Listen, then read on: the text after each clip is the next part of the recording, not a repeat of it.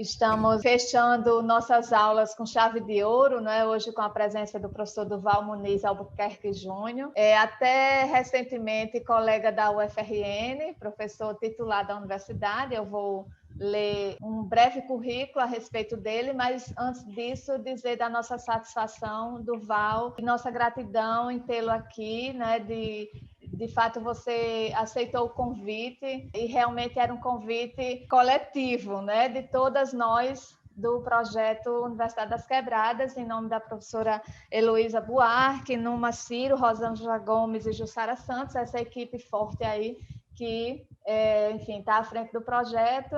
Tenho certeza que a tarde vai ser muito satisfatória, enfim, um prazer tê-lo aqui conosco.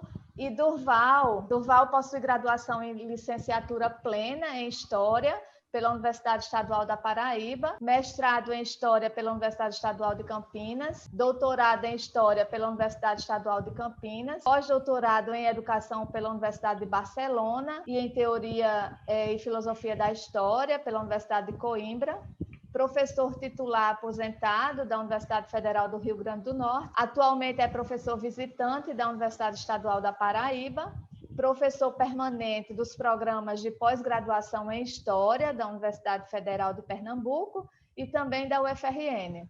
Coordena o Corpus, que é o Grupo de Estudos e Pesquisas em História dos Corpos e das Sensibilidades. Faz parte do STOR, Núcleo de Estudos de Teoria da História e História da Historiografia, e do Grupo de Pesquisa em História dos Sertões. Tem experiência na área de História, com ênfase em Teoria e Filosofia da História, atuando principalmente nos seguintes temas: gênero, Nordeste, masculinidade, identidade, cultura, biografia histórica, produção de subjetividades e história das sensibilidades. Val, a gente vai estar com essa aula durante essa 1h50, mais ou menos, 1h40, né? Porque em seguida o professor Durval vai precisar participar de um outro evento. Então, fique à vontade, Durval. Muito obrigada pela presença mais uma vez. Primeiro, boa tarde a todos, todas, todes. Agradecer muito o convite, é um prazer participar desse projeto que a Heloísa já havia me falado dele há algum tempo atrás, e agradecer muito a todos que se interessaram em assistir hoje à tarde, agradecer a Teodora, agradecer a Jussara, agradecer a minha querida amiga Numa, né, e a quem admiro bastante como pessoa e como artista. O tema, né, que eu propus para essa aula, História e Sofrimento, né? Curiosamente, os historiadores tratam um pouco do sofrimento humano. É curioso porque o discurso da história ele tende a ser um discurso que se chamaria o discurso do luto, ou seja, o historiador tende a tomar um evento do passado, trabalhar com ele para que, em grande medida, se produza, na verdade, a sua compreensão, a sua racionalização e, em grande medida, o seu esquecimento e a abertura para a possibilidade de viver um futuro, em grande medida, liberado do peso desse passado. E, ao fazer isso, quase sempre os historiadores omitem as dimensões, né, mais dramáticas dos eventos que trabalham. Ou seja, os historiadores tendem a explicar os eventos, tendem a racionalizar os eventos, tendem a dizer as causas, as motivações econômicas, políticas, sociais, culturais dos eventos, e, ao fazer isso, quase sempre dão uma imagem, né, um tanto quanto, não é, racionalizada do evento, perdendo as dimensões afetivas, emocionais, as dimensões, não é, realmente sensíveis, não é, dos eventos humanos. O Brasil, né, é um país, como a gente conversava, inclusive, antes de começar a aula, é um país de grande sofrimento dos corpos. É uma história marcada por constantes genocídios, por violências imensas contra as carnes, né, humanas. Quer dizer, é preciso que a gente saiba que nós humanos nascemos com carnes e com elas produzimos corpos. Quer dizer, os corpos humanos não são apenas as nossas carnes. Os nossos corpos são produto, não é, da incorporação, da encarnação de códigos sociais, culturais, não é? Quer dizer, as nossas carnes não bastam para constituir um corpo. É preciso que a gente internalize, né? Inclusive, que a gente traga para a própria carne, não é?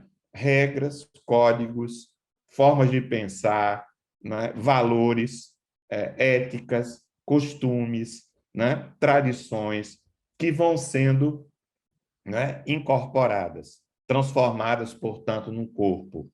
Então, só por esse aspecto, o próprio corpo humano já é, de uma certa forma, produto de um sofrimento, né? À medida que encarnar a sociedade, encarnar a ordem social, dói, não é? Quer dizer, deixar de ser meramente um animal, porque quando o ser humano nasce, ele é um bichinho, ele é um animal, a criança assim que nasce, ele não é propriamente humano, né? Quer dizer, a criança vai passar por um processo de humanização, é o processo de introjeção da ordem social, não é? Através, fundamentalmente, do aprendizado das várias linguagens.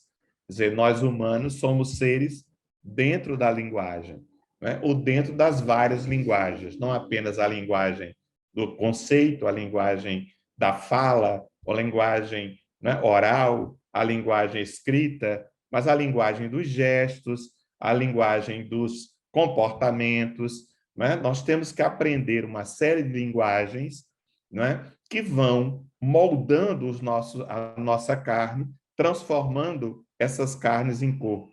E isso já é um processo de sofrimento.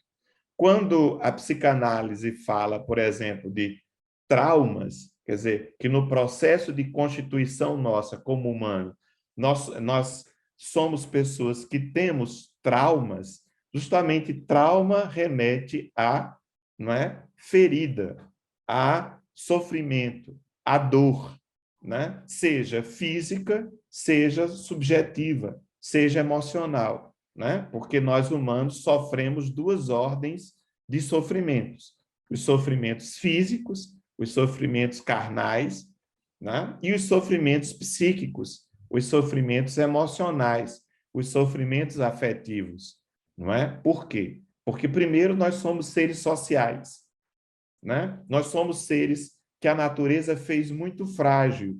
Na verdade, o homem que se tornou dominante entre a natureza é um dos animais mais desprovidos pela natureza inicialmente de condições de sobrevivência. E por isso ele precisa viver junto.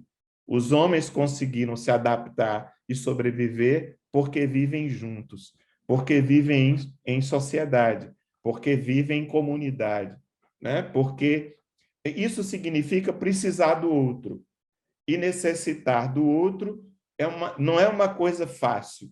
Quer dizer, ter necessidade do outro já coloca também uma certa dose de sofrimento. Saber que você não é autônomo completamente, que você não pode viver sozinho, que você depende do outro, inclusive depende do outro afetivamente. Você depende do outro, inclusive, para saber quem você é.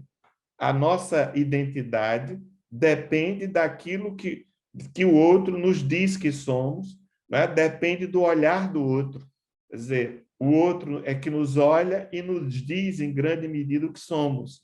Quer dizer, o olhar da mãe é fundamental para a criança aprender quem ela é, né? Descobrir a sua própria corporeidade. É a mãe que vai, em grande medida, fazendo com que a criança perceba, né, que aquele pé que ela olha como se fosse uma coisa estranha, né, pertence a um corpo próprio. Quer dizer, essa consciência corporal que nós não temos quando nascemos. Criança, quando nasce, não tem a menor ideia de que tem um corpo. ela vai aprendendo isso, em grande medida, no contato com o corpo da mãe, com o corpo dos adultos, de uma forma geral. Então, a gente precisa do outro, né? E isso, né, já é motivo de sofrimento. Eu nunca sou completamente autônomo. Eu preciso do afeto alheio, eu preciso do amparo alheio, né? A criança humana é uma criança muito dependente dos adultos, né? Enquanto um bezerrinho nasce e em 2 horas ele está andando, a criança leva 1 ano para, né, definitivamente desenvolver a capacidade de andar. Então, a criança humana é muito dependente, né, dos adultos, né? Então, nós somos dependentes dos outros, e já isso é motivo de sofrimento, né? Os laços sociais, né? Ao mesmo tempo que eles são prazerosos, ao mesmo tempo que eles são, né, fundamentais para a nossa felicidade, inclusive, eles também são motivos de sofrimento, eles são motivo de tristeza, né? Quer dizer, o ser humano, né, é um ser que tem consciência de sua finitude. Essa é a maior fonte de sofrimento para o ser humano. Nenhum outro ser sabe que morre. O homem sabe. Quer dizer, nós cedo ficamos sabendo que vamos morrer.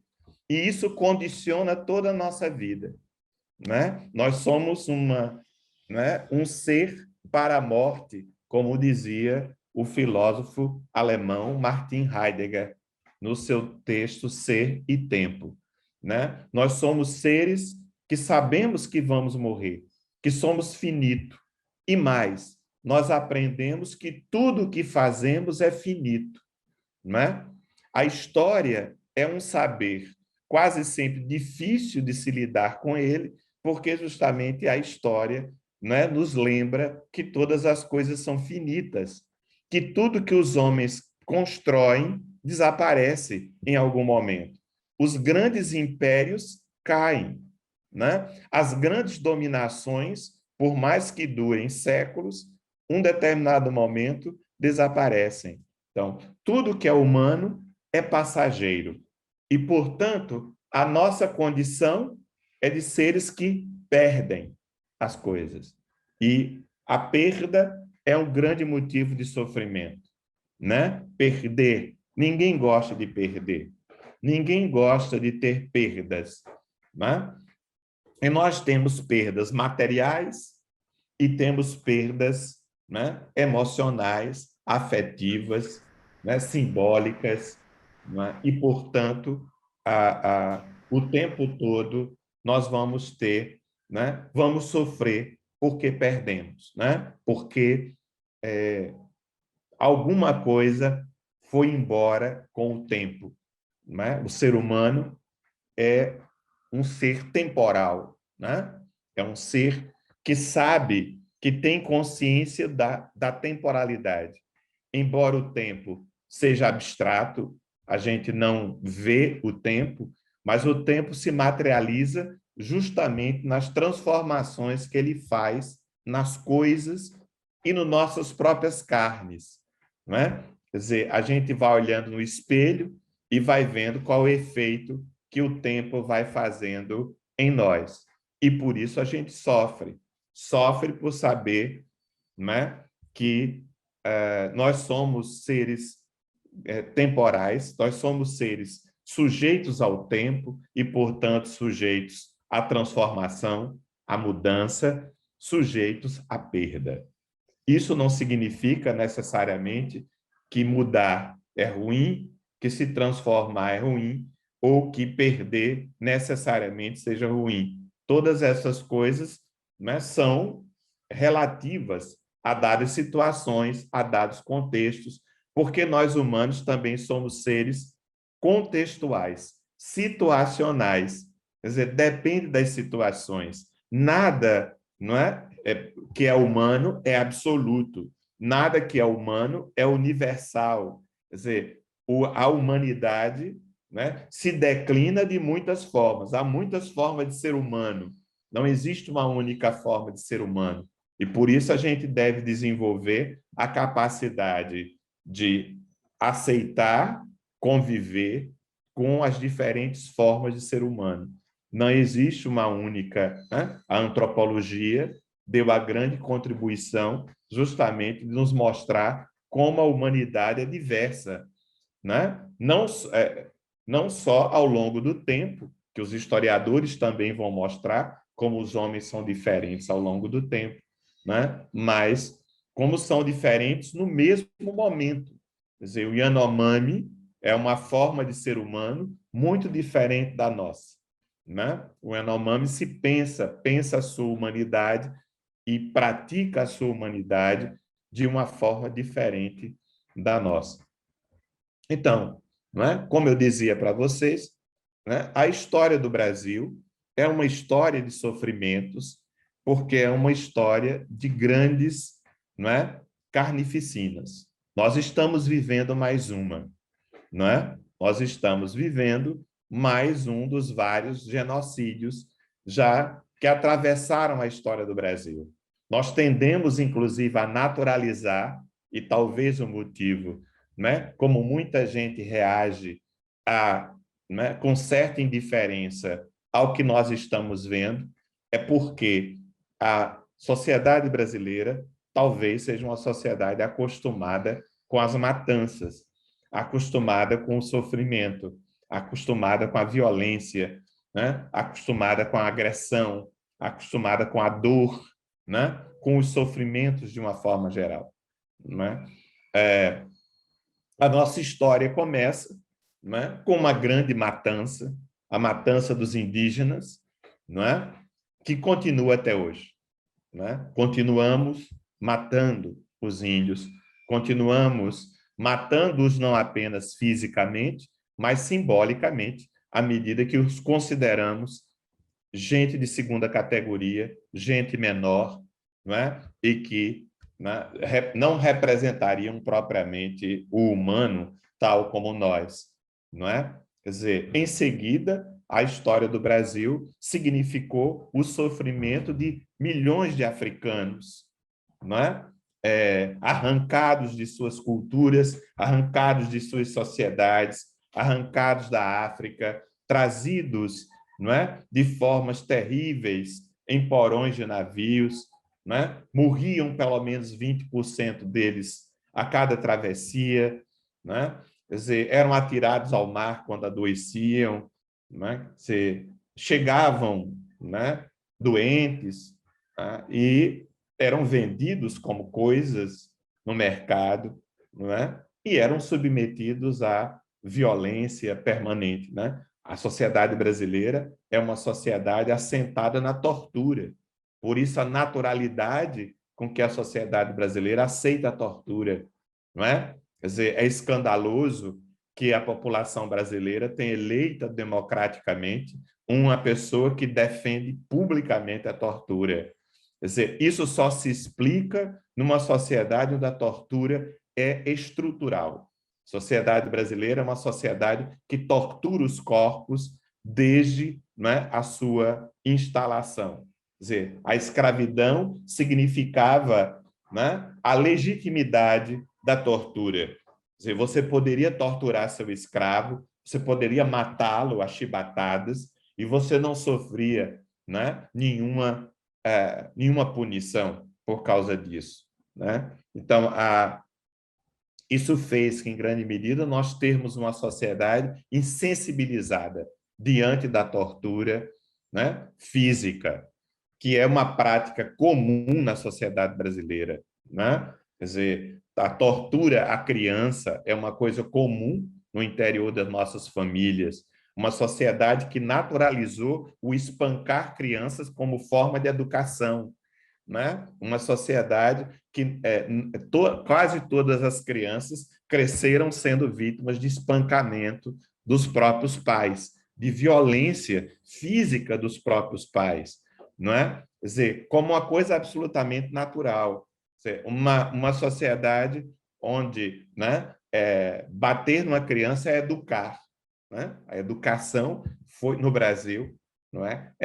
Da mesma forma que você educa, né, um animal, né, você educa uma criança espancando, né? A mesma lógica da tortura, quer dizer, as mulheres permanentemente torturadas dentro das casas pelos maridos, pelos companheiros, pelos pais, pelos irmãos, né? Uma sociedade onde, inclusive, matar mulheres é uma coisa, né, em grande medida naturalizada, né? Onde você, em briga de mulher, não se mete a colher, em briga de vizinho ninguém se mete, né? Onde você vê o seu vizinho espancando quase até a morte a esposa e você não toma nenhuma atitude. Onde você vê a criança sendo espancada pelos pais e você não toma nenhuma atitude, porque é um assunto privado, não é? Quer dizer, a sociedade brasileira é uma sociedade onde se acha muito natural, não é? Que tratem as pessoas com doença mental do jeito que os manicômios no Brasil tratavam, verdadeiros campos de concentração a céu aberto, né? Quer dizer, basta ler sobre a história dos manicômios no Brasil para se saber o que eles significaram. Os leprosários no Brasil, né? As prisões no Brasil, os conventos no Brasil, né? Essas instituições totais, elas são caracterizadas na sociedade brasileira pelo uso sistemático da violência, né? E pela ideia de que o sofrimento é, né, educativo. Nós somos uma sociedade que pensa o sofrimento físico e emocional como algo pedagógico, não é? Quer dizer, então somos uma sociedade que, em grande medida, naturaliza o sofrer, né?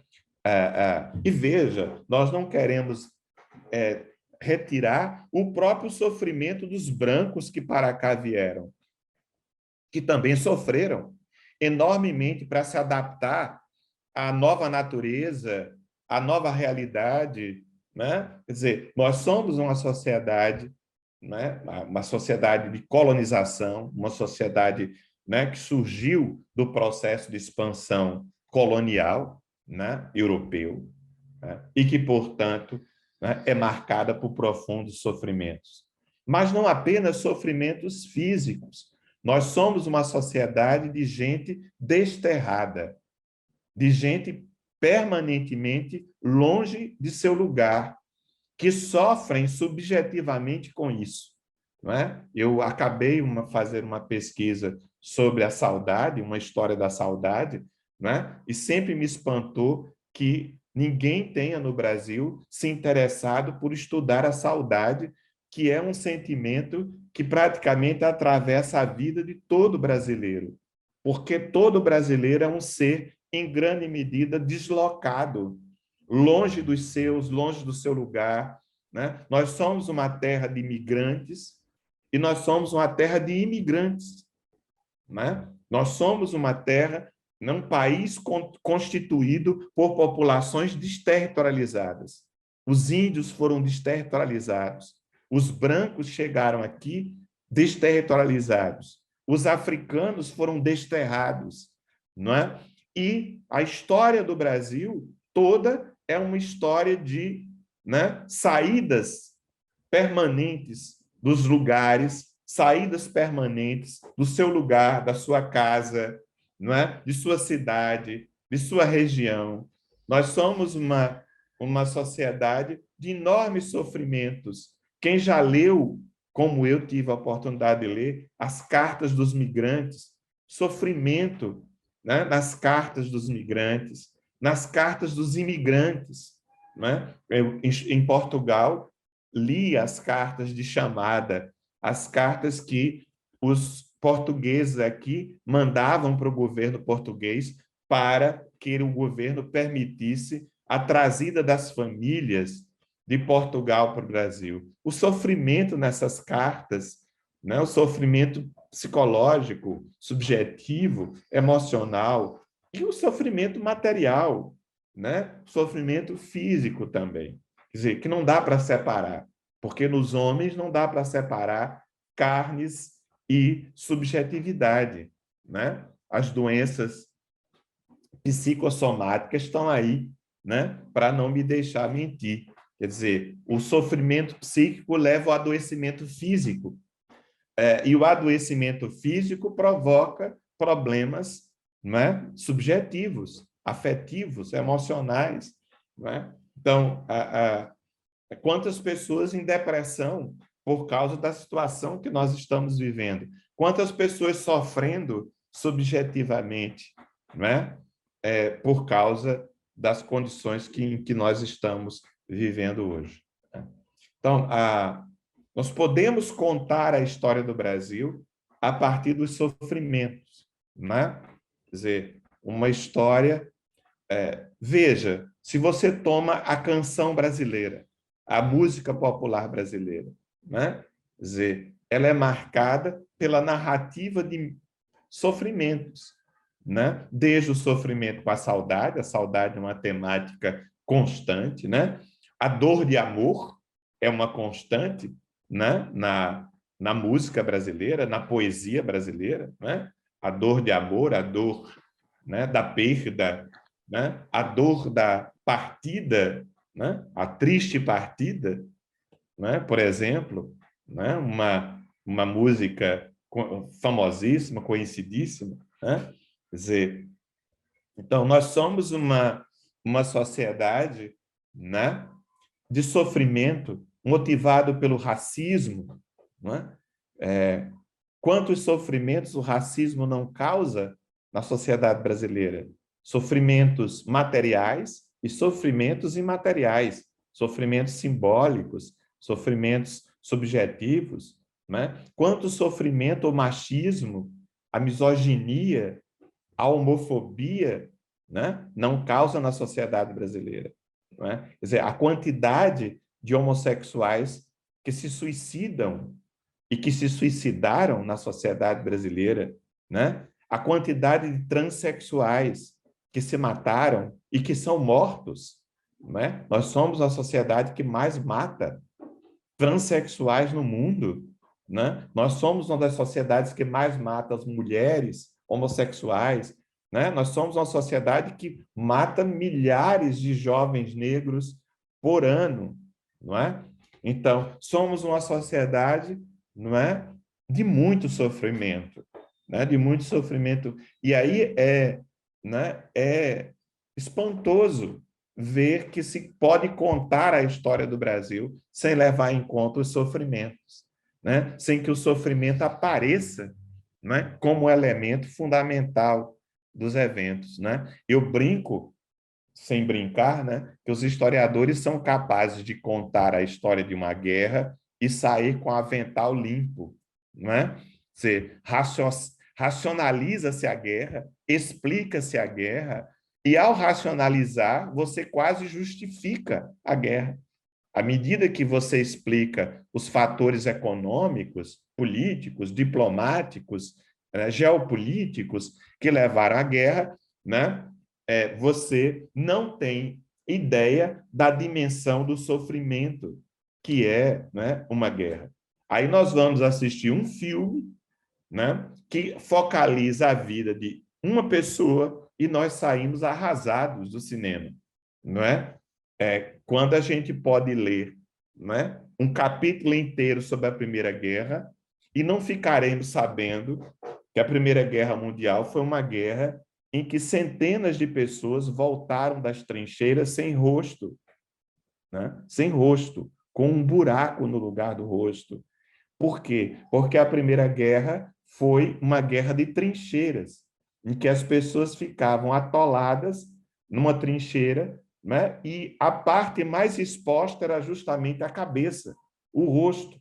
As bombas, as granadas, elas explodiam no rosto das pessoas. Então, as pessoas ficavam cegas, né? Milhares de pessoas ficaram cegas na Primeira Guerra Mundial. Você tem fotos de um soldado, né, que via, né, servindo de guia para uma fila de soldados cegos, né? Pessoas que voltavam sem parte do rosto, né? Ou seja, isso não é contado, né? Isso quase sempre não é contado. Quer dizer, é interessante você ler uma história da violência e o que menos aparece é violência. Quer dizer, a violência ela é transformada em estatística, ela é transformada em número, né? E aí você não tem a dimensão do sofrimento que a violência causa, né? Produz. Quer dizer, talvez, né, nós estejamos vivendo o que estamos vivendo porque os historiadores foram capazes de transformar a tortura num conceito abstrato, sem descrever jamais o que é uma tortura, né? Sem levar em conta os sofrimentos descritos por quem já passou por uma sessão de tortura, né? Muita gente não faz ideia do que é ser torturado, né? Não faz ideia. Não faz ideia, quer dizer, a gente tem uma espécie de pudor, né? Uma espécie de pudor de falar do sofrimento, né? Nós temos uma espécie de, né? A ideia que você seria, né? Voyeurista se você descrevesse as cenas de sofrimento, né? As cenas de dor, né? As cenas sangrentas da sociedade brasileira, né? Então, assim, a minha ideia era provocar, né, um pouco vocês para discutir, né, por exemplo, né, nós que estamos no Nordeste, né, quem é do Nordeste, quer dizer, se é capaz de fazer uma história das secas sem que apareça o sofrimento das pessoas durante as secas. O sofrimento que é ficar sem comer.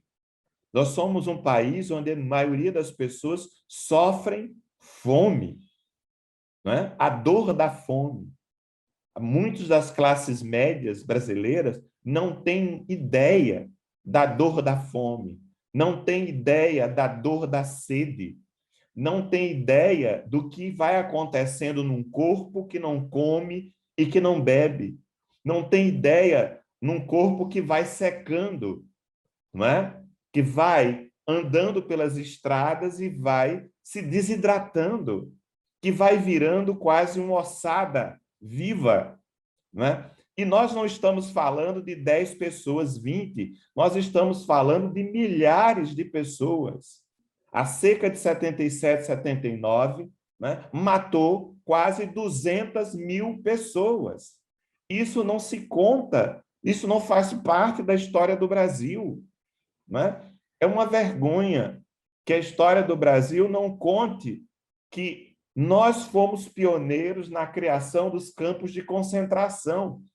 Antes dos nazistas, nós criamos os campos de concentração na seca de 1915 e colocamos 80, 100 mil pessoas dentro de um campo de concentração para morrer das mais diferentes epidemias, para morrer 3.000, 4.000 pessoas por dia, que não se conseguia sequer enterrar tal o número de pessoas que morriam, né? Você tem cenas, fotografias, né, das pessoas mortas do lado da estrada de ferro, de onde se esperaria que viriam os socorros, né? São cenas equivalentes da abertura dos campos de concentração.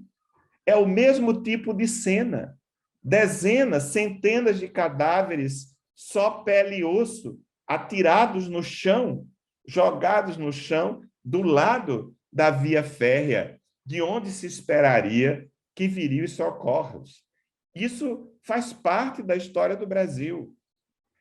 Se heroiciza o cangaço e o cangaceiro, mas não se conta a prática comum de cortar cabeças. Os cangaceiros eram degolados. Inclusive, as cangaceiras, sempre que eram pegos, mortos eram degolados, eram decapitados, não é? Ou seja, não foi apenas o bando de Lampião que foi decapitado. Os cangaceiros eram todos decapitados. E, ao mesmo tempo, se mitifica o cangaço, mas não fala das práticas comuns de estupro coletivo de mulheres feitos pelos cangaceiros, não é? Roubo das mulheres, sequestro, não é? Ou seja, a tortura das pessoas mais simples, tortura, inclusive, dos camponeses, quando eram tidos como traidores. Então, assim, temos que deixar de mitificar determinados eventos, não é? Veja ainda, né, o filme Bacurau mitificando o cangaço, né? Mitificando o cortar cabeças, né, como resistência.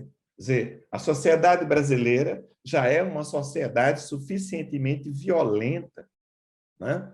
Uma sociedade que é capaz de gerar, né, um programa policial em que o apresentador, né, passou a mandar matar as pessoas para produzir notícias, para ele noticiar no programa, né? Isso aconteceu em Manaus.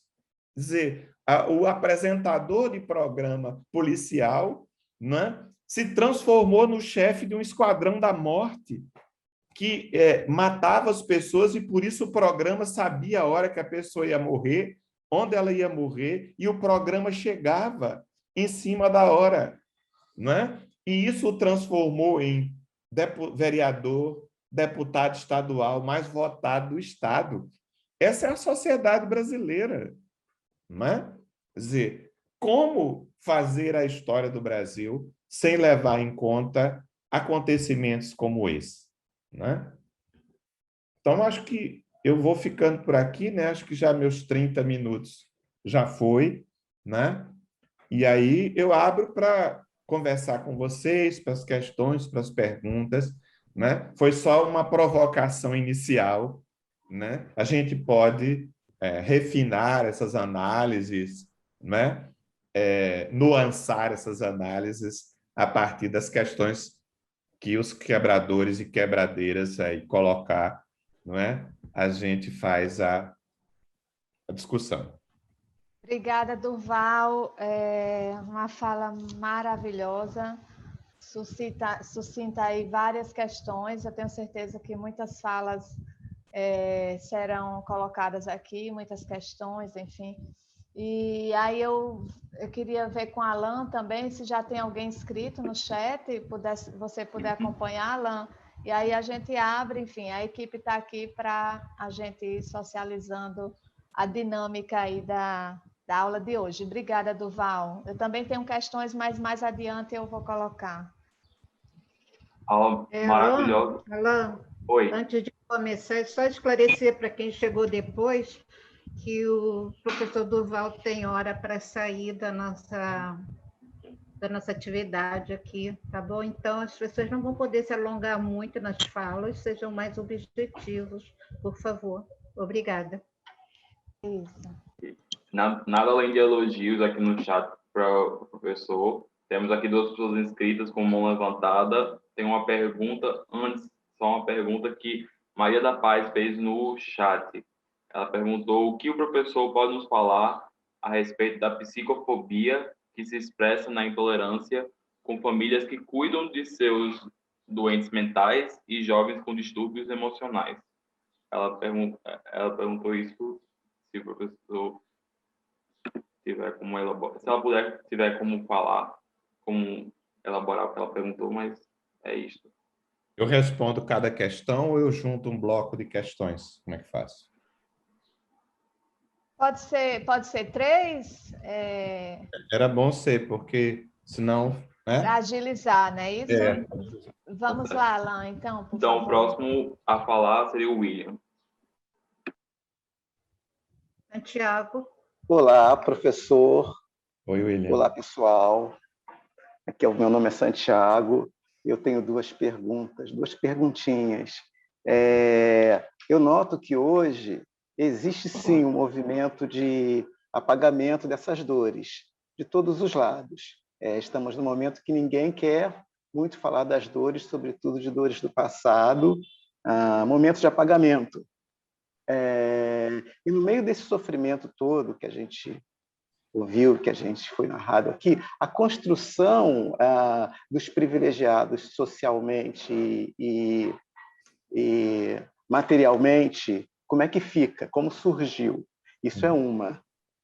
E uma outrazinha muito rápida, que é sobre as imagens identitárias, sobretudo aquelas subalternizadas, elas podem servir como estratégia para a transformação da sociedade, ou isso é uma coisa, como que isso funciona, ou já não funciona? O que o senhor acha disso? Muito obrigado.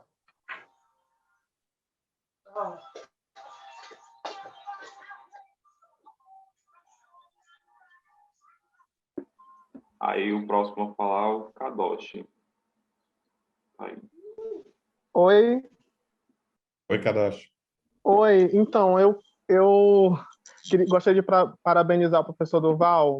Então, como nordestino, eu sou piauiense e eu tive experiência dentro do sistema carcerário e dentro de medidas socioeducativas. Então, eu vejo que essa questão, dentro do que foi apontado sobre a violência, ela está tão introjetada na nossa estrutura, no nosso tecido social.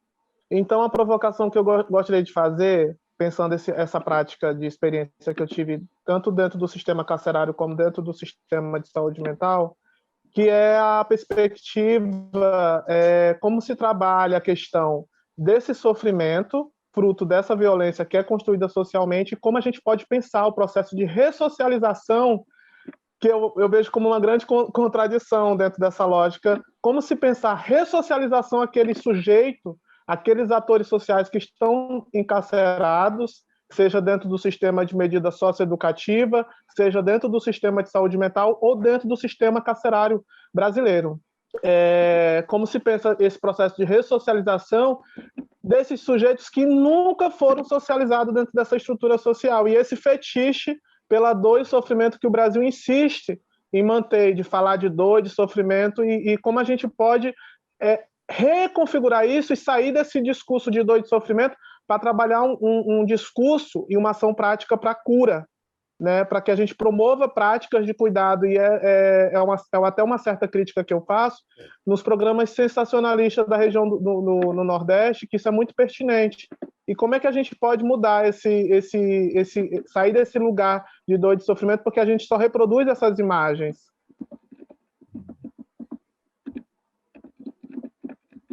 Bem, então vou tentar responder. São questões existenciais, profundas, não fáceis de se... Né? Bem, eu começaria, né, pela ideia mesmo do apagamento das dores.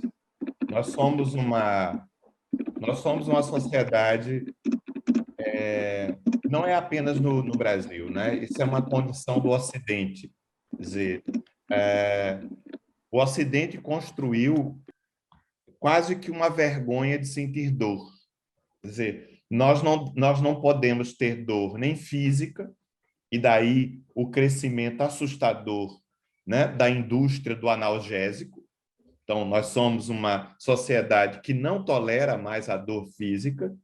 Nós somos, no Ocidente, culturas que não aprendem mais a lidar com a dor física, né? Daí a dificuldade de lidar com momentos onde essa dor física é impossível de evitar, como, por exemplo, o parto, não é? Que é uma questão, quer dizer, daí a aposta cada vez mais numa indústria das cesarianas, né? Da indústria, né, de nascimentos de criança prometendo que a mãe não vai sofrer ou que a criança não vai sofrer. Né? Nós somos, em grande medida, uma sociedade da anestesia, né? E uma sociedade do Prozac. Nós também não queremos ter sofrimento psicológico, né? Nós somos, em grande medida, uma sociedade da dopagem.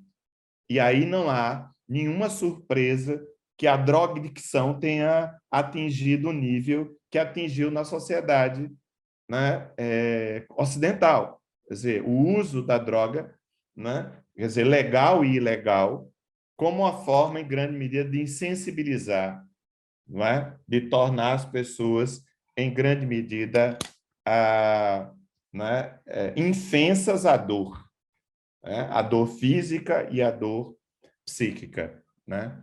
Eu acho que, antes de mais nada, a gente tem que, né, não escamotear as dores, né? E não escamotear os sofrimentos, inclusive encará-los de frente, né? Inclusive encarar as dores históricas, os sofrimentos históricos desse país.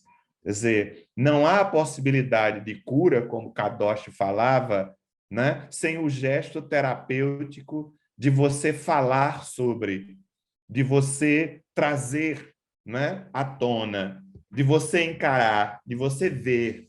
Né? Quer dizer, o processo psicanalítico é um processo onde você não esconde o trauma, mas você traz ele à tona.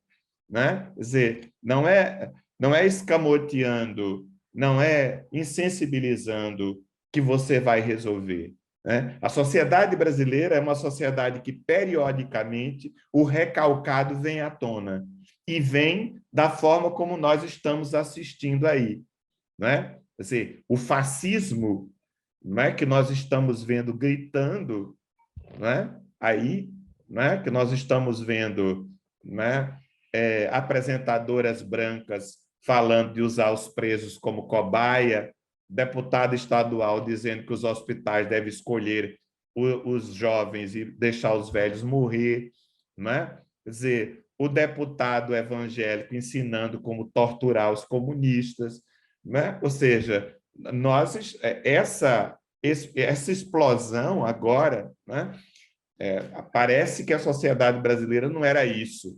Na verdade, a gente está num momento né, em que essa podridão está vindo à tona. Quer dizer, mas ela estava aí, porque a sociedade brasileira é isso. Né? É essa violência física e essa violência simbólica. Né? Quer dizer, permanente. E aí a importância, por exemplo, das narrativas negras, né? Falando de suas dores, falando dos seus sofrimentos, né? Falando justamente dos seus traumas e falando, né, da violência histórica que sofreram. Não é esconder, não é escamotear, mas é trazer à tona. Né? A sociedade brasileira tem que assumir, não é? Tem que assumir as violências que a constituiu, que são estruturais. Quer dizer, a sociedade brasileira não é uma sociedade violenta por acaso, num determinado momento histórico. Ela é uma sociedade estruturalmente violenta, porque ela é produto de um processo colonial, de colonização.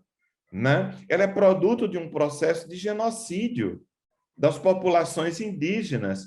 Né? Ela é produto de um processo de escravização né? e de tortura dos africanos. Não é? Quer dizer, então, assim, nós somos, portanto, uma sociedade, não é, fundada na violência, né, que, no entanto, muitas vezes queremos não encarar isso. Né? Quer dizer, as mitologias em torno do ser brasileiro. Nós somos seres hospitaleiros, cordiais, que praticamos a democracia racial. Toda a mitologia em torno de nós somos alegres, nós somos carnavalescos, não é?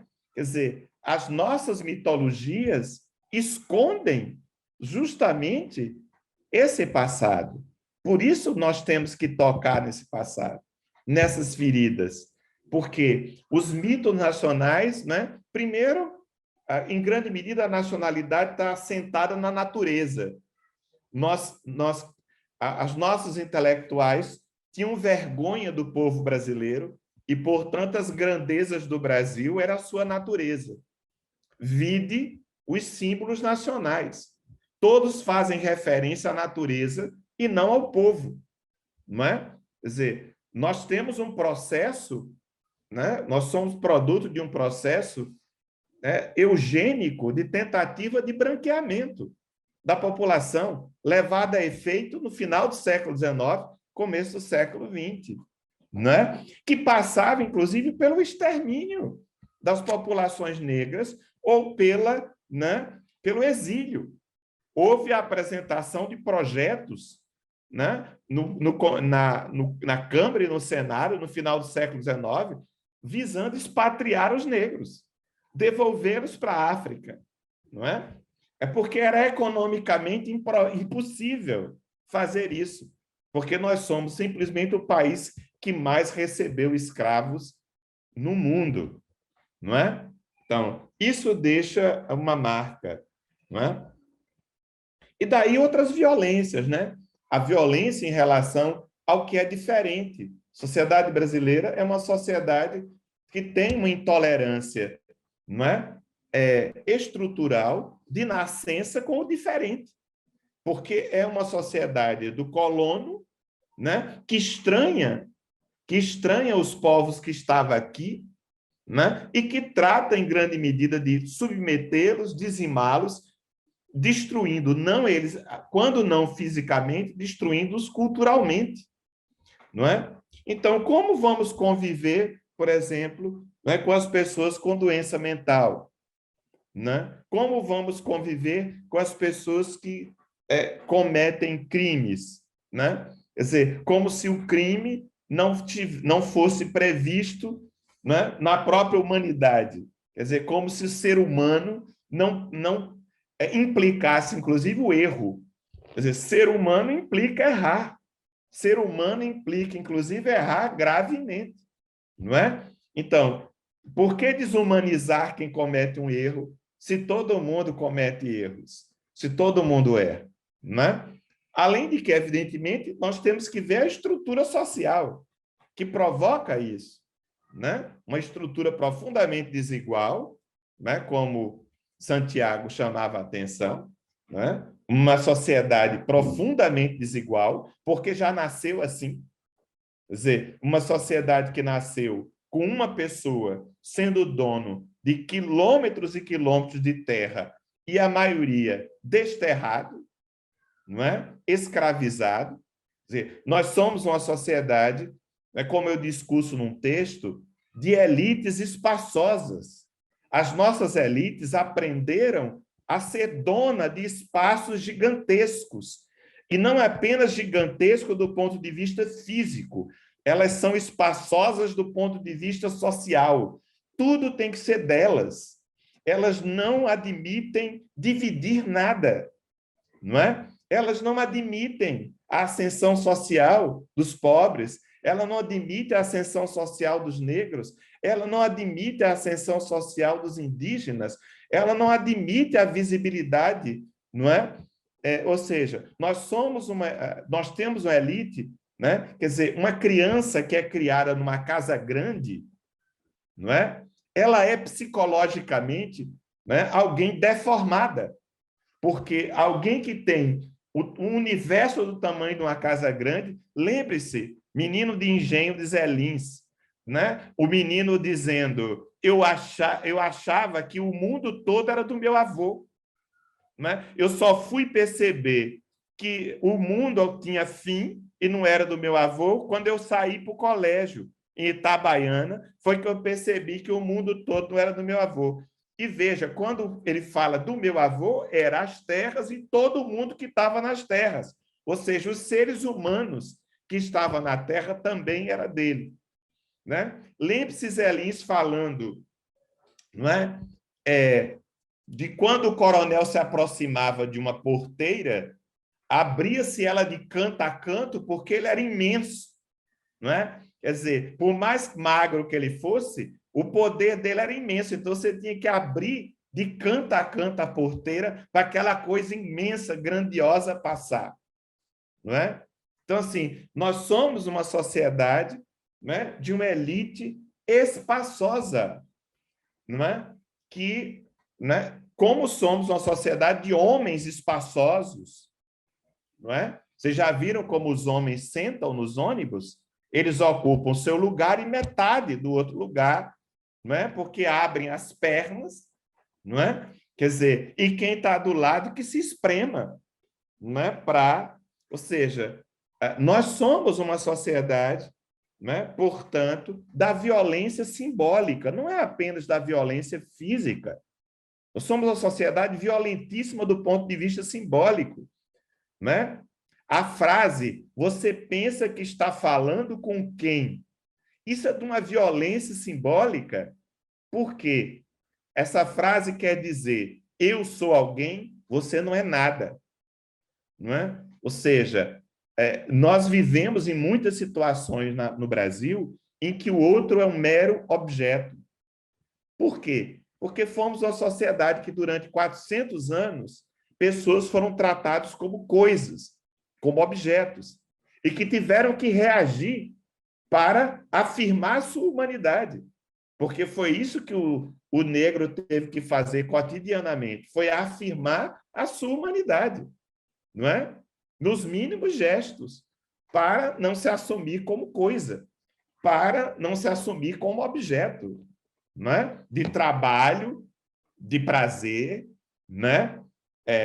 Inclusive de prazer sádico, não é? Porque bater em alguém é também gozar, não é? É um gozo perverso, mas é um gozo, né? As elites brasileiras são perversas, né? Veja a encarnação delas no poder, não é? Este homem que nos desgoverna, ele é um perverso, né? Ele goza com o sofrimento alheio, com a desgraça alheia, não é? Ou seja, então, assim, acho que eu não sou um homem de receitas, eu não tenho receita para nada, né? Como vamos resolver, como vamos transformar, né? É muito fácil, né, apontar receitas. Eu acho que, antes de mais nada, tudo começa com o diagnóstico.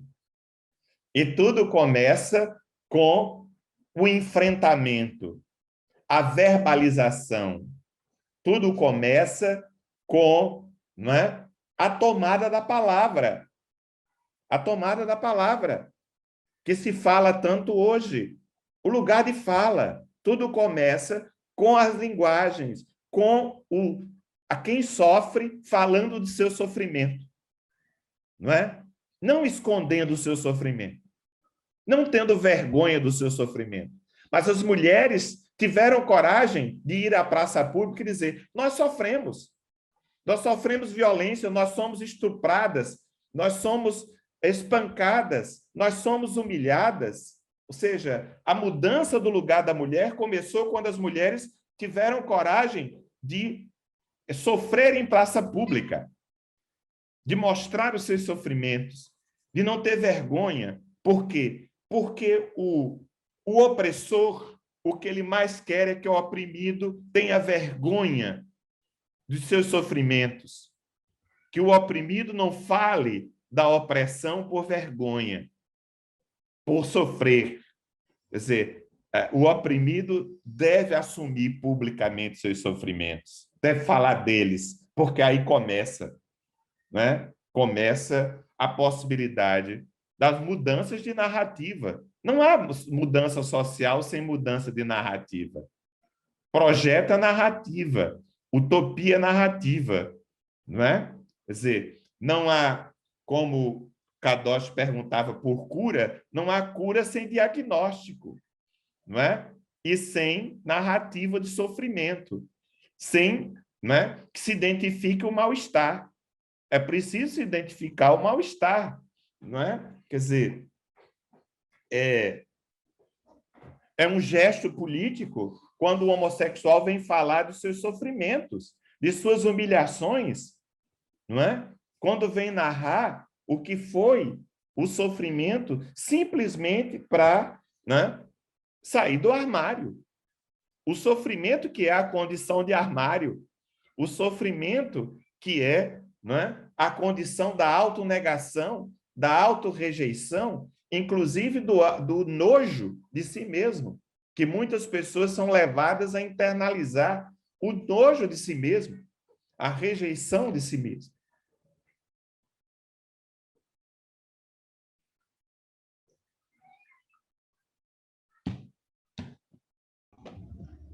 Ok, então, né? As 3 primeiras. Temos mais pessoas aí no chat, Alan? Até agora, mais 2. Tem Heloísa e Leonardo depois.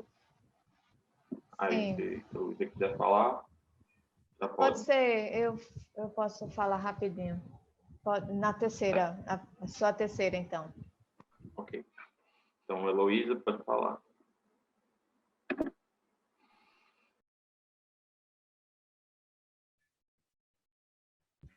Microfone. Aí, ok. Oi, que alegria te ver de novo. Oi, meu amor, tudo bem? Cada vez que eu ouço ele, eu viajo, mas viajo longe. Da última vez eu fiquei doida. Fiquei doida de novo. Ô, Durval, você faz um projeto realmente estonteante, que é o de, me pareceu, de fazer uma leitura da história pela ótica da violência, né? Da violência e da saudade que você articulou com a violência, quer dizer, você vai para a saudade, né? Depois da violência você é jogado lá. Aí eu queria só saber se você está trabalhando isso, porque eu quero seguir. Eu queria saber se é isso mesmo que você está fazendo e trabalhando isso. Estou ouvindo, amor. Não estou ouvindo.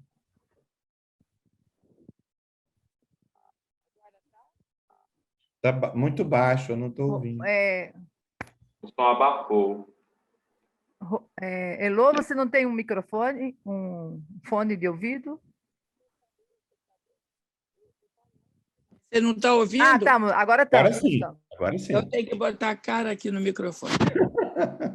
Bom,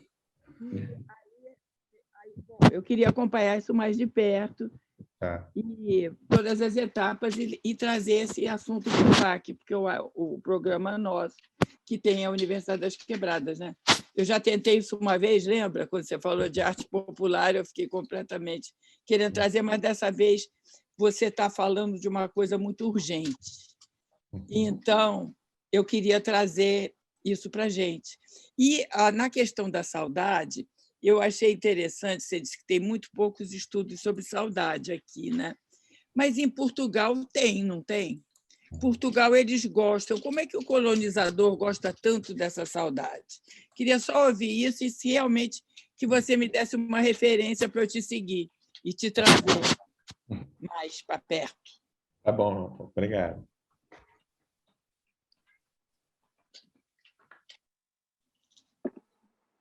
Leonardo, o seu próximo. O tema da sugestão de teatro de Tiradentes é afeto.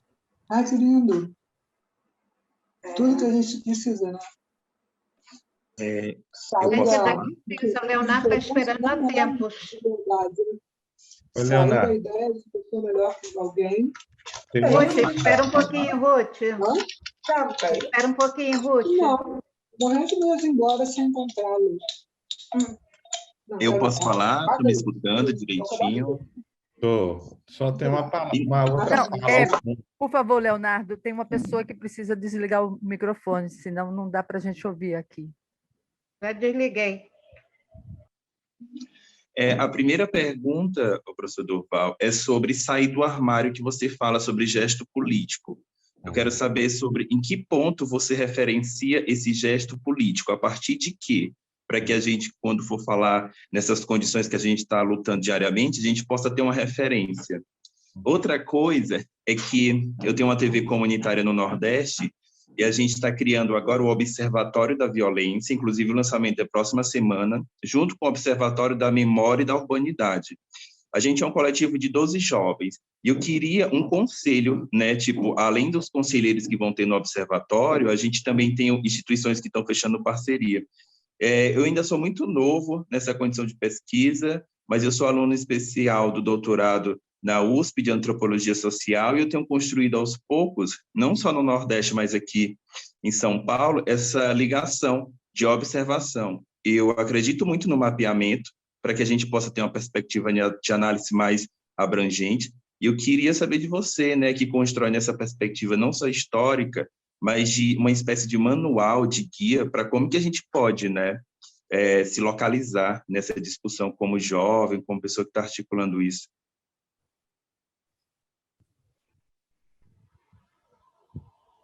Pode o meu ser Instagram, Ariana, qualquer coisa, o nome da TV é Fala de Seu, ela é localizada no Grande de Seu, é a maior periferia da cidade de Teresina, com 264 mil pessoas, é dividida em 12 subsetores, e o Fala Diadema, que também é um espaço comunitário.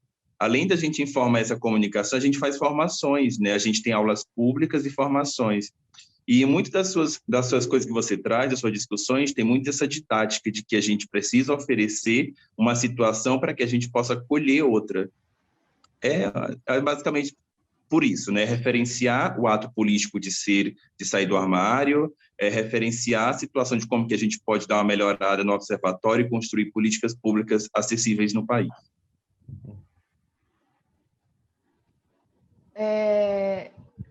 No meu caso, Durval, assim, enfim, vou brevemente colocar uma questão. De certa forma, uma delas você até já falou bastante, mais para o final da sua fala e a partir de uma questão recentemente colocada, que é, se por um lado a gente tem o sofrimento dos corpos, né, historicamente, como você bem trata dessa questão e de fato é uma questão necessária a ser debatida, enfim, evidenciada. Por outro lado, em que medida você percebe que esse mesmo corpo que sofre, ele pode sim, né, se colocar no lugar de enfrentamento? Você, como eu falei, você até já sinalizou algo nesse sentido, mas eu queria te ouvir um pouco mais acerca disso. E também em relação à arte, né? Você mencionou o exemplo do filme. Se por um lado a história racionaliza, né, de certa forma esconde os detalhes desse sofrimento, essas torturas, quando a gente vê um filme, a gente sai tocado, emocionado, enfim. Então, que medida a arte pode ou reforçar essa mitificação, né, da violência, da tortura, ou pode denunciá-la, enfim, nos tornar, né, seres sensíveis frente a essa tortura, no sentido de conhecê-la e de desconstruí-la, enfim. Acho que é um pouco isso. E obrigada pela sua fala. A gente aprende muito lhe ouvindo. Eu só anotei um monte de coisa, quero ler outras tantas, e também em relação à sua pesquisa recente, né, sobre a saudade, também me interessa bastante também. Acho que interessa a todos nós. É sempre um conhecimento bom de se ter. Enfim. Heloísa me permite falar, na verdade, da pesquisa que eu acabei e que estou escrevendo, o livro sobre a história da saudade, né, no Brasil e em Portugal, e o meu novo projeto de pesquisa, que eu estou começando agora, que é justamente sobre o sofrimento dos corpos no norte e nordeste do Brasil, entre o final do século XIX e a primeira metade do século XX, né? Você tem razão, Heloísa. Os portugueses têm uma vastíssima produção em torno da saudade. Lá em Portugal você tem desde filosofias da saudade, teologias da saudade, né? A teologia da saudade é a ideia de que nós, né, somos seres que sentimos saudade do paraíso, né? Nós caímos, a queda nos leva a sentir saudade de alguma coisa, a sermos seres ontologicamente saudosos, né? Essencialmente saudosos, porque somos seres que perdemos a nossa casa original, que era o paraíso. Nós perdemos o paraíso e, portanto, somos saudosos dele, né? Então, há uma teologia da saudade, há uma filosofia da saudade. Em Portugal há muitas discussões sobre o tema da saudade. E por quê, né? Porque Portugal é uma terra de desterrados, né? Portugal é uma terra que, a partir do século XIV, quando começa o processo de expansão marítima, quer dizer, Portugal é uma terra onde, notadamente, os homens migram, vão embora, saem, são navegadores, são conquistadores, são colonizadores, né? As mulheres ficam, os filhos ficam.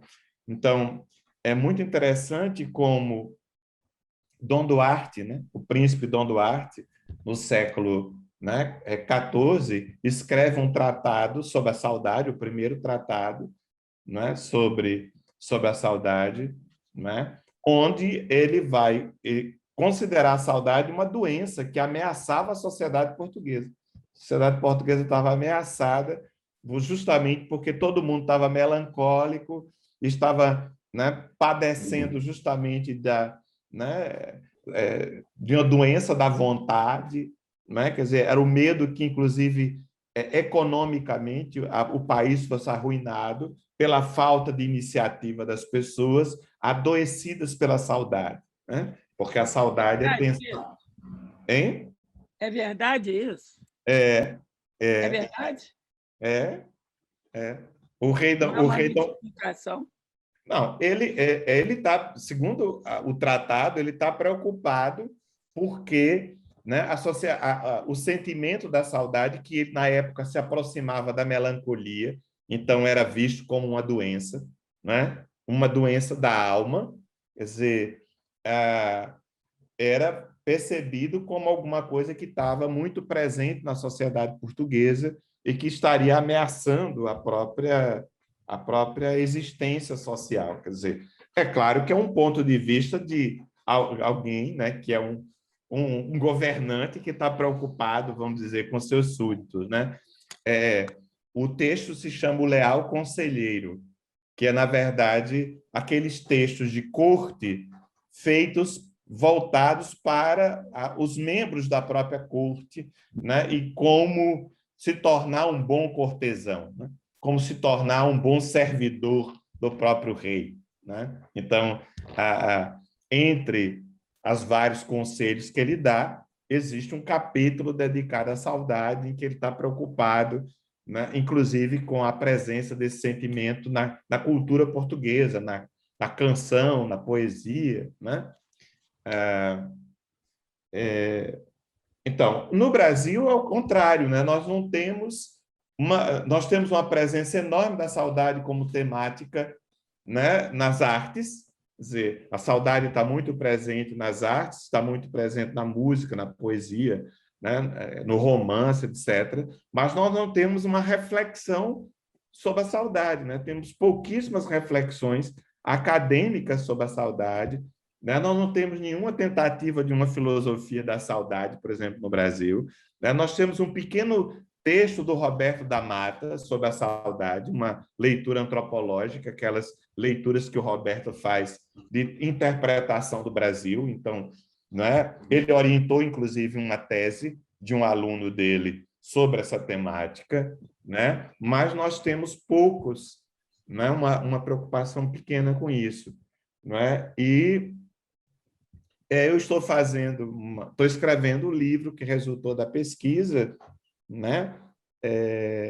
E espero que até o final da pandemia ele esteja pronto, né? E um dos capítulos, os 2 capítulos finais, é justamente a saudade do imigrante e a saudade do migrante, onde eu vou trabalhar com as cartas de chamada dos imigrantes, que eram essas correspondências que os portugueses enviavam para Portugal para conseguir que o governo português liberasse a família deles para vir para o Brasil. E aí a saudade era um argumento recorrente dessas cartas, né?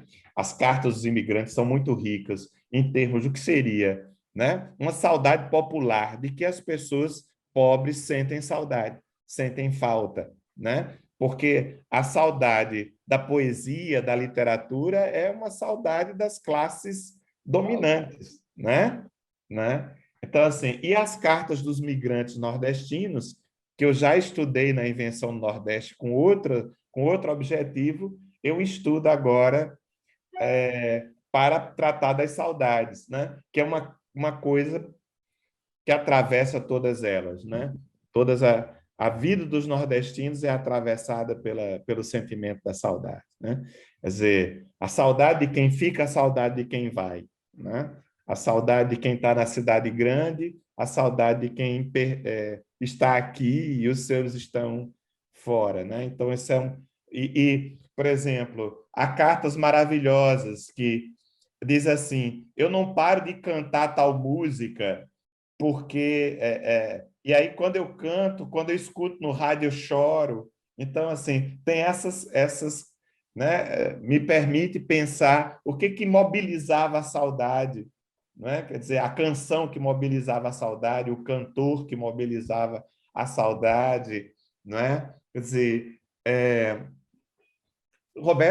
Luiz Gonzaga, por exemplo, canta basicamente, inicialmente, para a saudade dos migrantes, né? Quer dizer, ele canta para o migrante, né? Ele faz, inclusive, programas de rádio voltados para os migrantes aí no Rio e em São Paulo, né? O Mundo do Baião era um programa que ele fazia, né? E a temática da saudade é presente o tempo todo, né? Eu escutei esses programas, estão gravados, né? Lá no Museu da Imagem e do Som, do Rio de Janeiro, e era interessante como a temática da saudade estava presente nos programas o tempo todo, né? Porque justamente era uma música voltada para atender a essa saudade, né, do migrante. E um novo projeto, eu estou começando agora, que é essa busca de pensar, de fazer uma história do Brasil ao rés dos corpos. Quer dizer, pensar a história do Brasil marcando os corpos, concretamente. Quer dizer, pensar o que os eventos históricos deixam marcas nos corpos. Tomar os corpos como arquivo, né? Pensar os nossos próprios corpos como arquivo. Quais feridas ficam, não é, nos corpos das pessoas, quer dizer, como a história marca, né? Como o trabalho, como a luta política, como as revoltas, como as rebeliões, né? Como a repressão, como a tortura, né? Marca os corpos, né? Deixa marcas aos restos dos corpos. Como os corpos sofrem no Brasil. Vamos dizer, é minha ambição, né? Fazer uma história das dores, né? As dores do Brasil, né? Pode-se dizer, onde dói mais, né? Onde nós sofremos mais fisicamente, né? Quer dizer, então assim, a violência corporal numa sociedade do espancamento, da tortura, numa sociedade da mutilação, né? Numa sociedade da violência, né? Numa sociedade do castigo corporal, né? Uma sociedade do aprisionamento, né? Do encarceramento em manicômios, em casas de correção, em presídios, quer dizer, os enormes sofrimentos causados, né? E, como eu dizia, né? Uma sociedade da fome, uma sociedade da dor da fome, da dor da sede, né? Da dor do né? De viver sem, né? Casa, né? Ao relento, de viver ao relento, né? De dormir em situações precárias, né? Você se lembra em Vidas Secas, né? Sim, a Vitória sonhando com uma cama, né? Uma cama de couro para deixar de dormir numa cama de vara, né? Veja os sonhos, né? Os sonhos no Brasil, quer dizer, deixar o corpo de sofrer um pouquinho menos, né? Quer dizer, então é isso, eu quero escrever uma história por aí, né? Fazer... Chama de história. Posso falar aqui um pouco? Numa! Oi, Heloísa! Faço minhas suas palavras. Dá licença, tem a Marilene antes, tá? Tá. Depois eu quero Depois dizer é você. algo. Marilene, por favor. Não, eu ainda não terminei de responder, Rossi. Você... Tá, desculpa. Ainda tem Teodora. Não, porque falta a questão que os outros me colocaram, né? Quer dizer, o sair do armário, querido, é um gesto político tendo como referente justamente, não é que ele é um gesto transgressivo, né? É um gesto de transgressão de uma ordem heteronormativa, né? Quer dizer, o armário é sofrimento porque o armário é negação, né? O armário é negação do desejo, é negação do prazer, é negação do gozo, é negação da sua própria identidade, é a negação de sua história, não é? E por isso causa enorme sofrimento, né? Então, só vir a público já é um gesto político, só sair das sombras, onde se quer que esse desejo se esconda, não é? É um desejo que não deveria dizer nem o nome, né? É um desejo que não deveria nunca vir à luz, é o desejo do beco escuro, não é? Da praia deserta, né? Quer dizer, um desejo que vem à praça pública, não é? Um desejo que anda de mãos dadas na rua, já é um gesto político de enorme efeito, né? Um desejo que onde que se quer as pessoas tristes elas se manifestarem alegres e se elas se afirmarem gay, portanto alegres, felizes, já é um gesto político, né? Ou seja, mais uma vez a narrativa como uma coisa fundamental, a nomeação, né? Você tomar a palavra que te degrada e transformá-la, né, numa palavra afirmativa, né? A teoria queer, que quer dizer teoria bicha, né? Teoria viada. Então, assim, você assumir, não é, a palavra que te caluneia como um conceito afirmativo, não é? Então, isso é fundamental, não é? E, portanto, eu acho que a violência tem que ser, né, discutida, tem que ser apresentada, né, para ela ser trabalhada, né? A violência tem que ser exposta, né? Ela tem que ser assumida, né? Para que a gente possa, inclusive, lidar com ela, né? Nós somos uma sociedade de violências, não é? Não assumidas, de violências escondidas, né? Quer dizer, a quantidade de violências que as mulheres sofrem e não dizem, e não falam, e se calam, né? Os homossexuais, né? Os negros, né? Os pobres, né? Nós somos uma sociedade majoritariamente de pobres, que sofrem ao sofrimento da humilhação cotidiana, do desprezo, do menosprezo, não é? Quer dizer, que é violência maior do que uma sociedade onde uma patroa manda, em plena pandemia, manda a mãe passear com o cachorro e deixa o filho entrar no elevador e cair do último andar, né? Como aconteceu no Recife.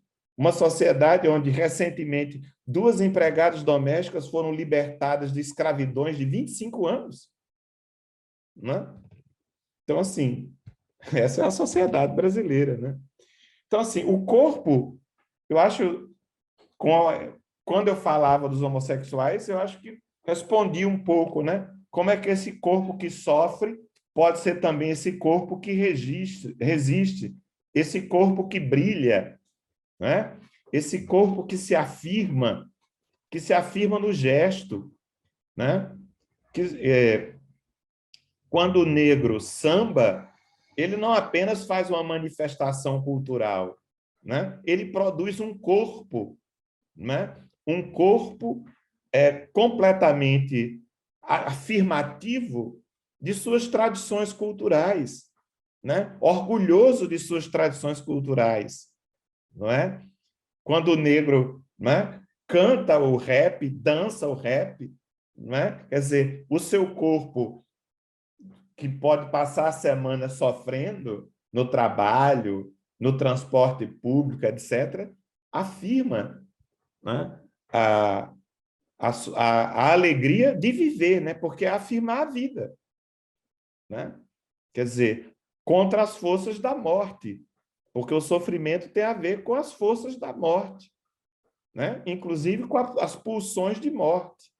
Então, afirmar a vida, né? Nós trazemos dentro de nós desejo de vida e desejo de morte. Então, afirmar, né, as paixões alegres, como dizia Spinoza, né, é fundamental. Quer dizer, o corpo afirmando as paixões alegres, o corpo que brilha, não é? Os homossexuais sabem fazer muito isso, não é? Quer dizer, transformar o sofrimento, a tristeza, né, em ato de rebeldia e de beleza, quando se maqueia, quando se monta, não é? Quando canta Vanusa, não é? Quando canta Vanusa, quer dizer, se achando a própria Vanusa, evidentemente, né? Quer dizer, é a afirmação da vida, né? Então, esse mesmo corpo triste, né? E, claro, as artes é um lugar fundamental para afirmar, né, a vida. Né? A arte pode ser uma arte de mortificação, mas ela pode ser uma arte de vida. Né? Por quê? Porque toda vez que o homem cria, ele afirma a sua humanidade. Né? Quer dizer, a humanidade é a capacidade de criação. Nós somos seres da criação, nós somos seres da metáfora, nós somos seres poéticos, é isso que nos diferencia de outros seres. Nós somos seres capazes de poesia, capazes de metáfora, capazes de beleza, né? Capazes que temos uma dimensão estética em tudo que fizemos. Há uma estética do horror, há uma estética fascista, né? Mas há também uma estética, não é, de transgressão, né, de rebeldia, de liberdade e de afirmação da vida, né? Uma estética que afirma justamente, né, os valores da vida e não os valores da morte, né? Que não afirma o ódio, a inveja, o rancor, o ressentimento, não é? Mas justamente o contrário, não é? E que, claro, lida com as nossas memórias, né? E as recria, né? Quer dizer, as artes trabalham com as nossas memórias, dando a elas novos sentidos, né? Fazendo-as se atualizar de uma nova forma, de uma nova maneira, ajudando, inclusive, a gente não esquecer as nossas dores, né? Mas fazer das dores ponto de partida para, não é, alegrias possíveis.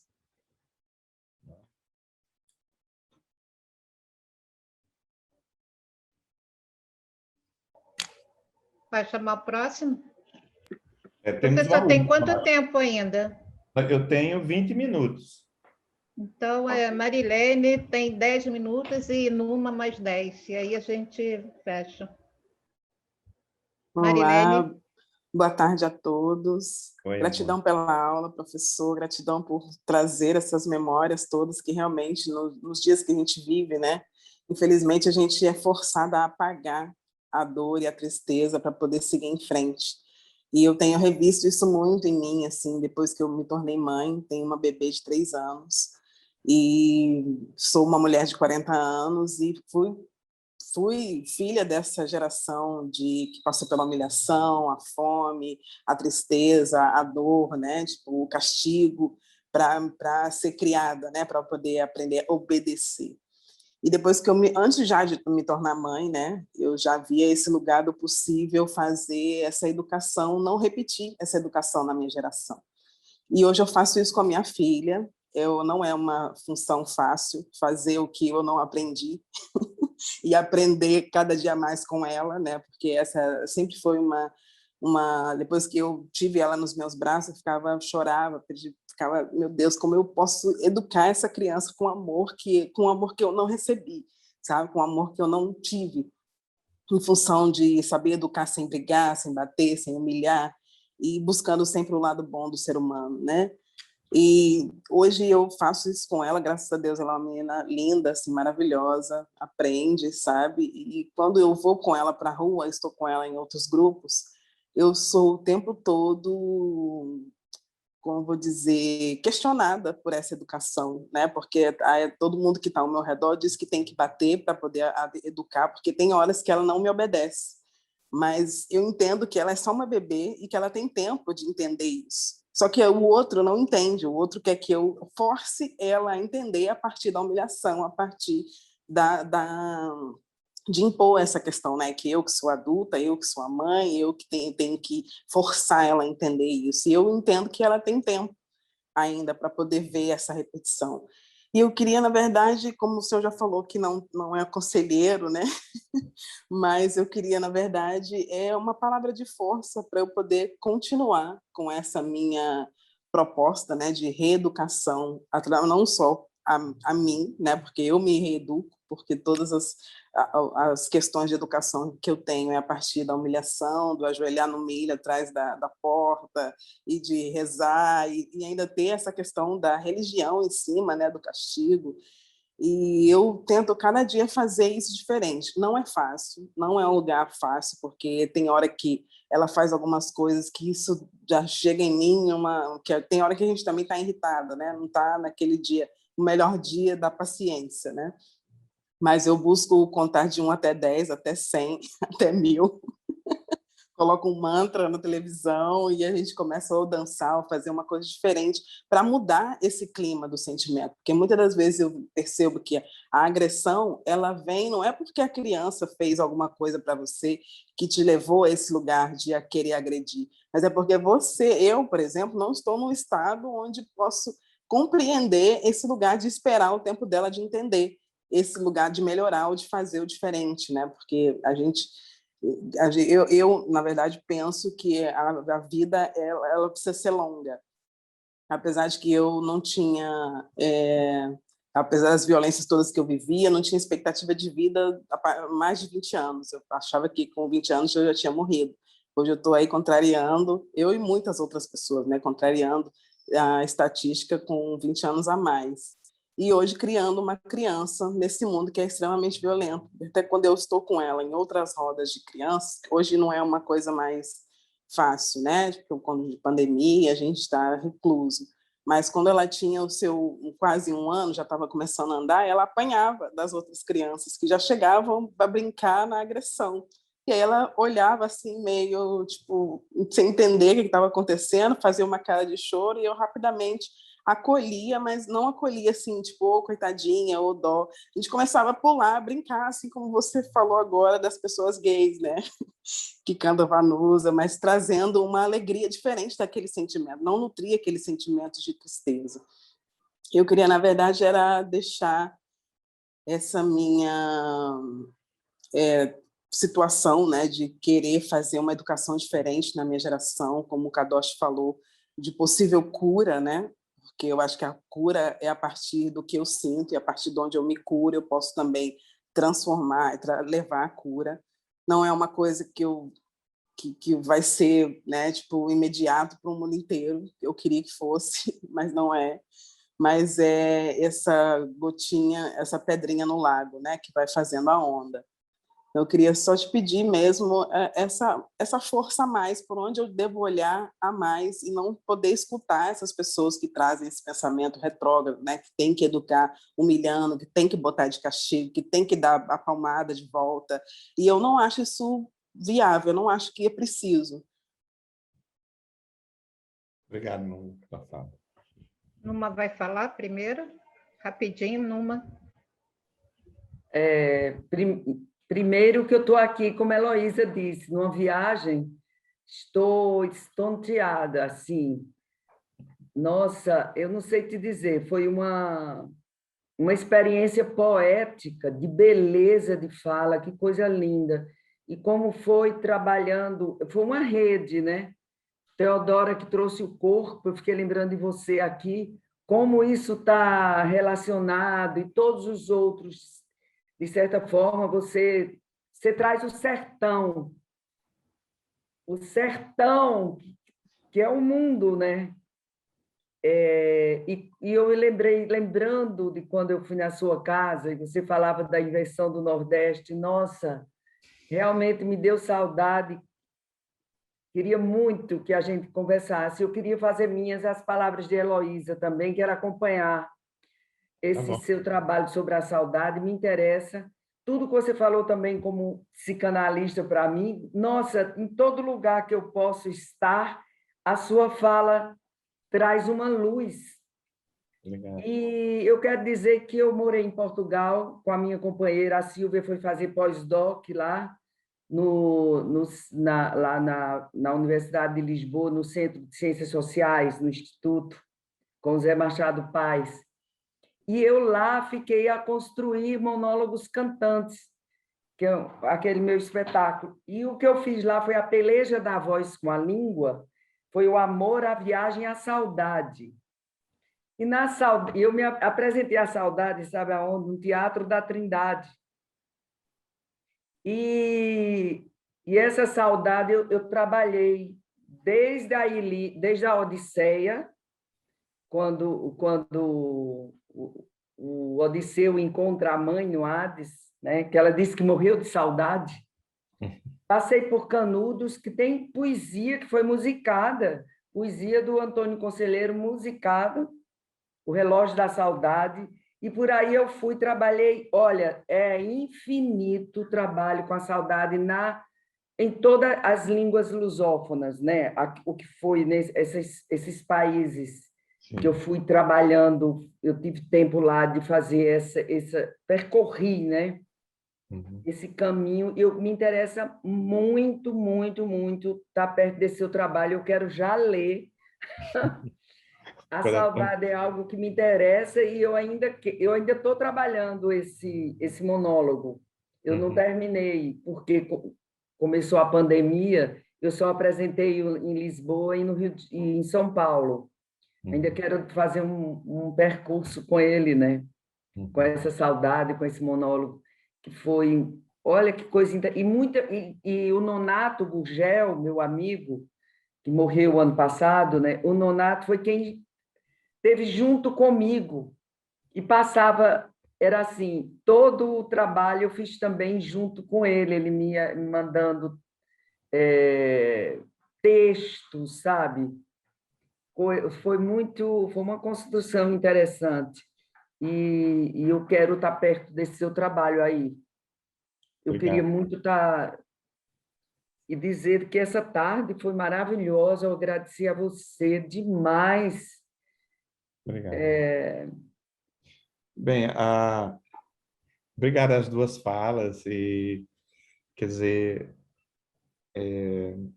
o que eu posso lhe dizer, querida, Marlene, é que aposte no poder da palavra. Né? Aposte no poder da palavra.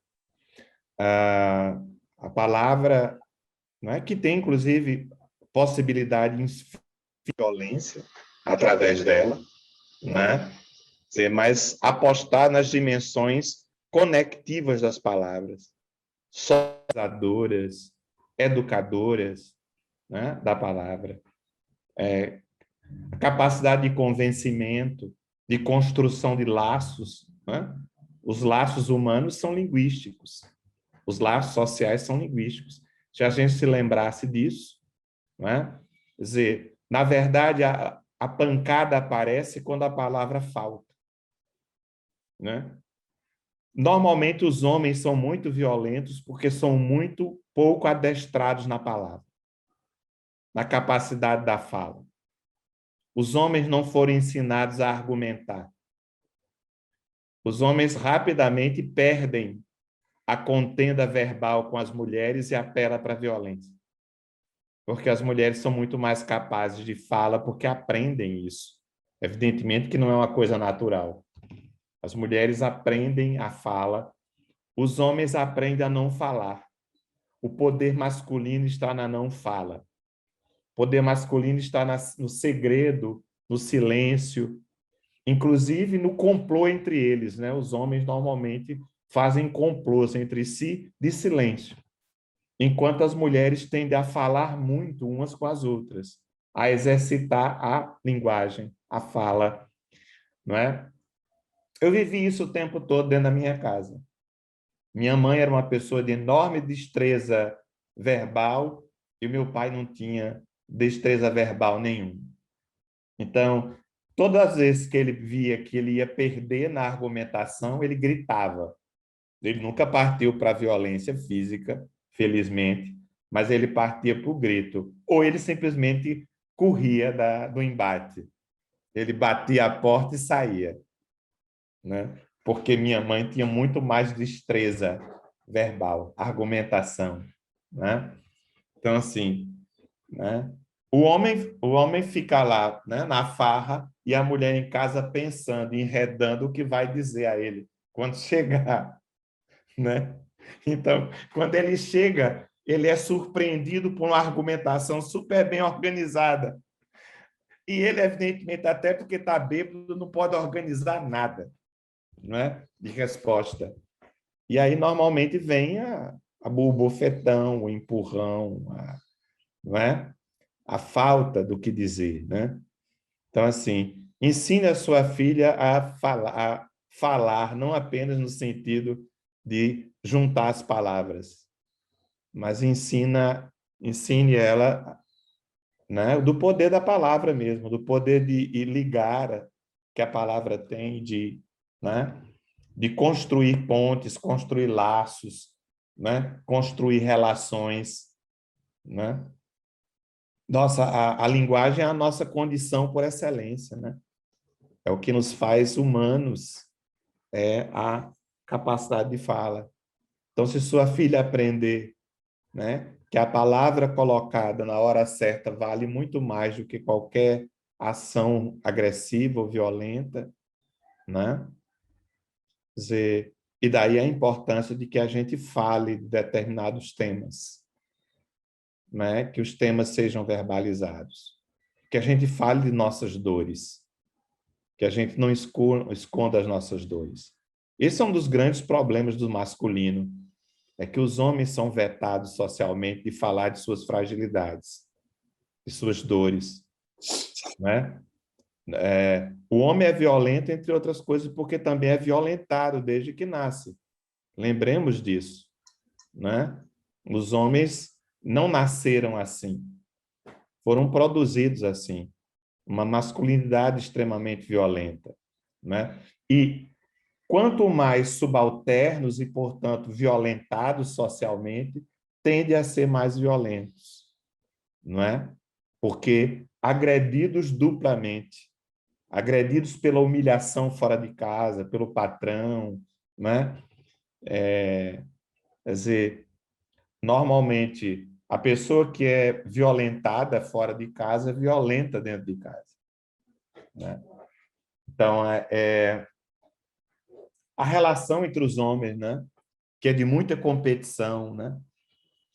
E o capitalismo é uma sociedade apoiada na competição, né? E portanto, que leva a ênfase na disputa, né? Na comparação e na necessidade de...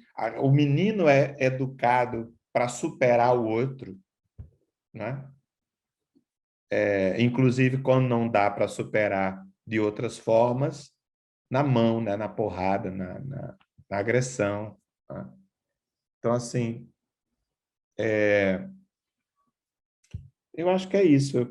Você tem toda a razão. Não crie sua filha para humilhar ninguém, nem para violentar ninguém, porque ela própria se violenta. Ninguém violenta sem ser violentado, né? Quer dizer, a não ser, claro, pessoas que têm problemas mentais, né? psicopatias e tal, que são insensíveis à violência que perpetram, né? Normalmente não é assim, né? Uma pessoa que é violenta também sofre, né? Goza também com a violência, mas também sofre, né? Gozo e sofrimento não são coisas apartadas, são dialeticamente justapostas, né? Também se goza na dor, né? E também o gozo às vezes dói, inclusive fisicamente, né? Então a gente vive eternamente essa dialética, né?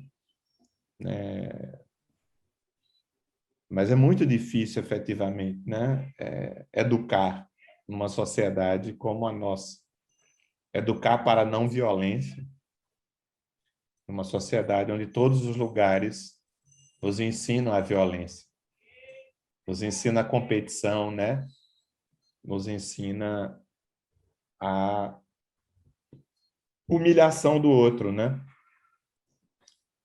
Ainda mais uma sociedade marcada, né, pelas exclusões, né? Uma sociedade dos condomínios, né, fechados, uma sociedade onde você já não conhece o outro.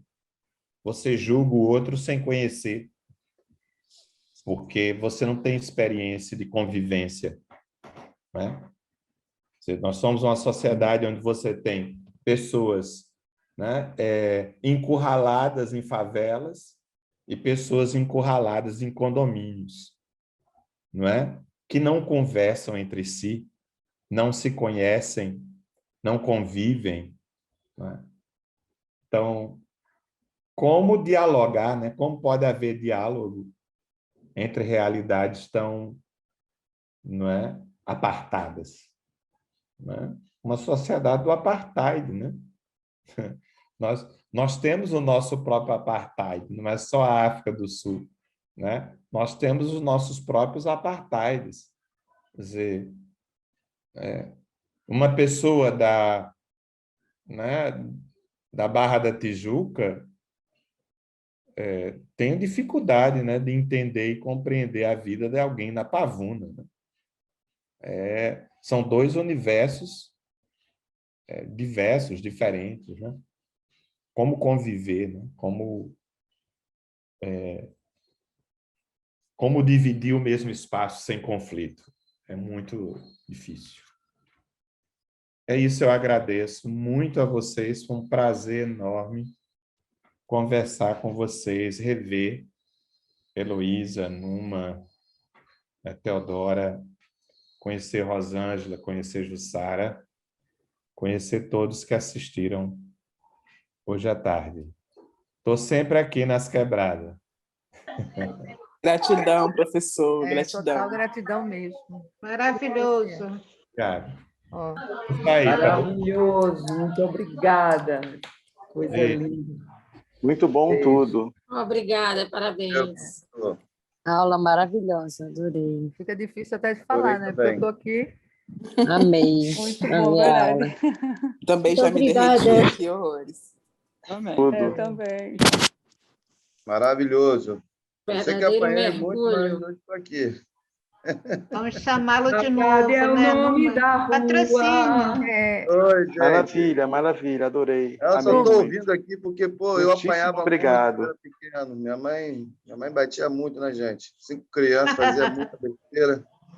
Eu E também. hoje eu tenho um filho de 18 anos, assim, nós criamos ele sem dar uma palmada, desde pequenininho. Então, assim, hoje é meu amigão, a gente conversa, tudo muito na conversa.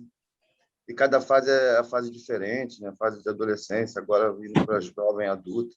Maravilhosa aula. Muito obrigado. Ih, Marcelo, bom te ver. Ó. 2010, Quebradeiro 2010. Ah, tamo junto. Junto. Tamo aí. Então, O professor Durval já saiu? Já, Acho que já, né? já saiu. Ele tem horário, ele saiu no horário mesmo. ei, Então, queridos. Gente, que Então, aula maravilhosa, viu? Muito boa mesmo. Arrasou, estou perplexo. Ele é maravilhoso. É uma surpresa, né? A Teodora escolheu muito bem. Teodora é Numa. Imagina, ele é da minha Caramba. cidade. Eu conheço Duval. Olha, a invenção do Nordeste, todo mundo tinha que ler. É uma coisa linda. É lindo ele. Nossa. Maravilhoso. Ele é genial. Eu acho. Genial. Ele é genial ele é uma pessoa especial como pessoa, como pesquisador. Escreve maravilhosamente, tanto quanto fala. É um grande professor, não é? Pensa, né? Ele tem... Nossa, Numa não tinha como desconectar no nato dele, não é? Não. Era igual, menino, eu pensei o tempo todo. Eu também, nossa. O tempo todo eu vi Nonato nele. Seria lindo os dois aqui juntos, Era. realmente. Mas um começou e o outro finalizou. O mini curso. Exato. Olha que lindo isso, você lembrar. Isso ficou muito legal. O Nonato começou e ele deu a... Olha...